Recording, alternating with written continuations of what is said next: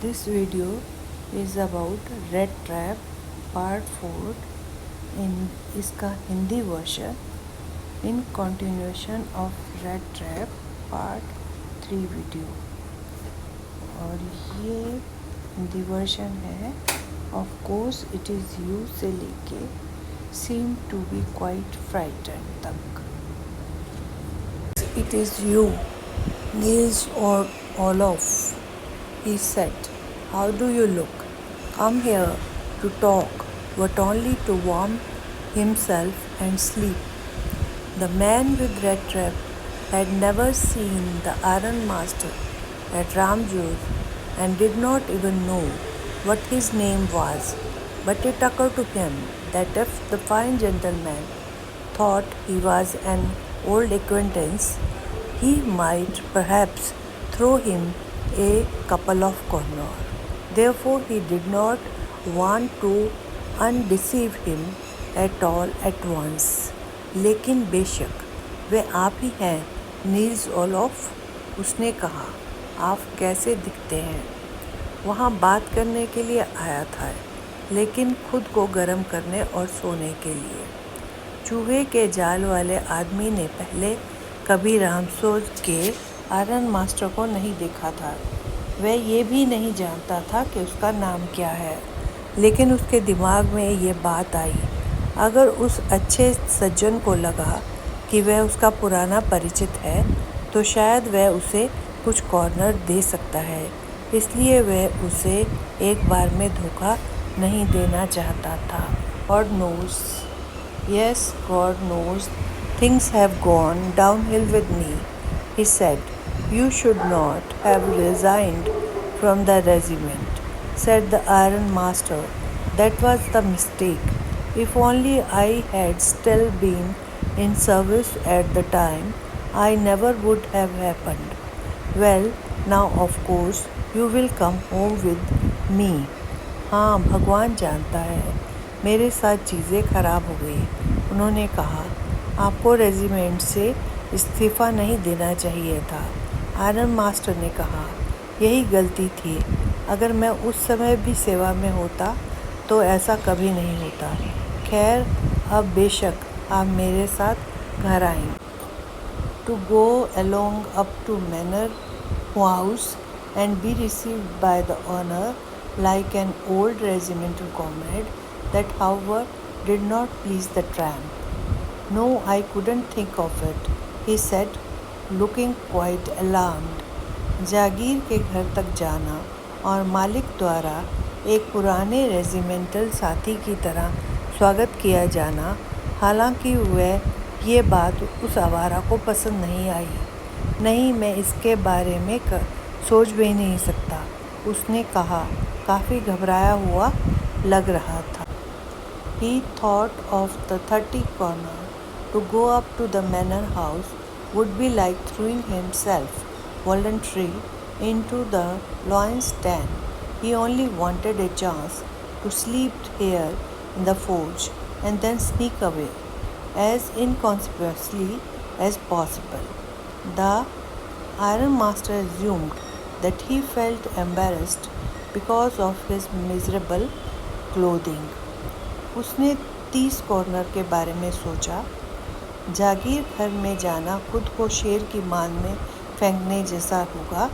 वह बस यहाँ फोर्स में सोने का मौका चाहता था और फिर जितना हो सके चुपचाप भाग जाना चाहता था.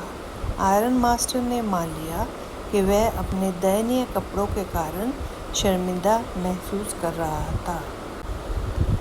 The Iron Master assumed that he felt embarrassed because of his miserable clothes. Please don't think that I have such a fine house that you cannot show yourself there, he said. Elizabeth is dead. As you may already have heard, my boys are abroad and there is no one at home except my oldest daughter and myself. We were just saying it was too bad we didn't have any company for Christmas. Now come along with me and help us make the Christmas food disappear a little faster. Aryan master ने मान लिया और वह अपने दयनीय कपड़ों के कारण शर्मिंदा महसूस कर रहा है। कृपया ये मत सोचिए, मेरे पास इतना बढ़िया घर है, आप वहाँ खुद को नहीं दिखा सकते। उन्होंने कहा, एलिजाबेथ मर चुकी है। जैसा कि आपने पहले ही सुना होगा, मेरे लड़के विदेश में हैं और घर पर मेरी सबसे बड़ी बेटी और मेरे अलावा कोई नहीं है। हम बस यही कह रहे थे कि ये बहुत बुरा है कि क्रिसमस के लिए हमारे पास कोई साथी नहीं था। अब मेरे साथ आइए, क्रिसमस के खाने को थोड़ा तेज़ी से ख़त्म करने में हमारी मदद कीजिए।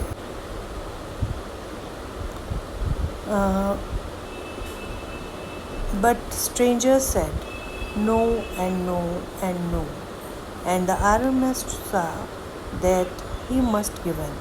लेकिन अजनबी ने कहा नहीं और नहीं और फिर नहीं, और लो स्वामी ने देखा कि उसे हार माननी ही होगी।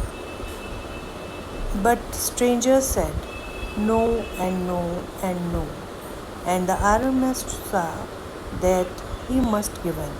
लेकिन अजनबी ने कहा नहीं और नहीं और फिर नहीं, और लो स्वामी ने देखा कि उसे हार माननी ही होगी।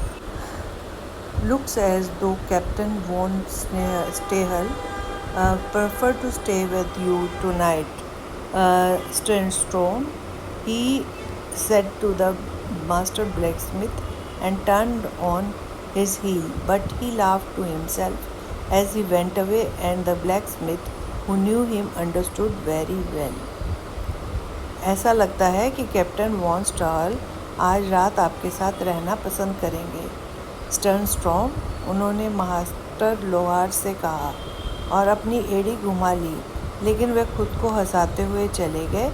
लोहार जो उन्हें जानता था और अच्छी तरह से समझ गया। Not said his last word, it was not more than half an hour before they heard the sound of carriage wheel outside the forge. A new guest came in, but this time it was not Iron Master. He had sent his daughter, apparently hoping that she would have better power of persuasion than himself. कि उसने अपना आखिरी शब्द नहीं कहा था। आधे घंटे से ज़्यादा नहीं बीता था कि उन्हें गाड़ी के पहियों की आवाज़ सुनाई दी। एक नया मेहमान आया, लेकिन इस बार वह लोहार नहीं था। उसने अपनी बेटी को भेजा था, जाहिर तौर पर उम्मीद करते हुए कि उसके पास खुद से ज़्यादा समझाने की शक्ति हो। Followed by a valet carrying on his arm a big fur coat. She was not at all pretty, but seem modest and quite shy. In the force everything was just as it had been earlier in the morning. The master blacksmith and his apprentice still sat on their bench, and iron and charcoal still glowed in the furnace. The stranger had stretched himself out on the floor and lay with a piece of pig iron under his head and his hat pulled down over his eyes. As soon as the young girl caught sight of him, she went up and lifted his hat.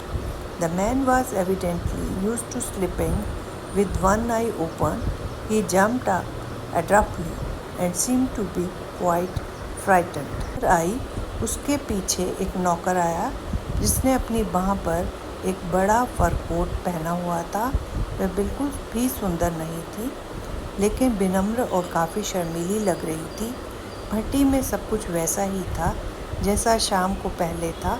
Master लोहार और उसका प्रशिक्षु अभी भी अपने bench पर बैठे थे और भट्टी में लोहा और कोयला अभी भी चमक रहा था। अजनबी ने खुद को फर्श पर फैला लिया था और अपने सिर के नीचे पिग आयरन का एक टुकड़ा और अपनी टोपी को अपनी आंखों पर खींचकर लेटा हुआ था। जैसे ही छोटी लड़की ने उसे देखा, वे ऊपर गई और उसकी टोपी उठा ली। वह आदमी स्पष्ट रूप से एक आँख खुली रखकर सोने का आदी था।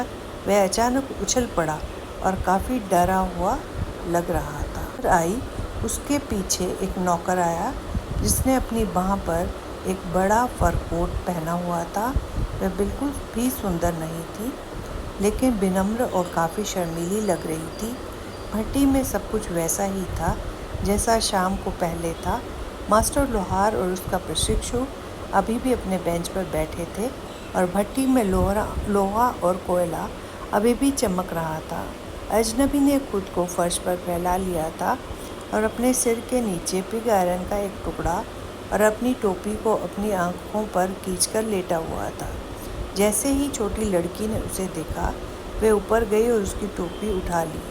वह आदमी स्पष्ट रूप से एक आंख खुली रखकर सोने का आदी था। वह अचानक उछल पड़ा और काफ़ी डरा हुआ लग रहा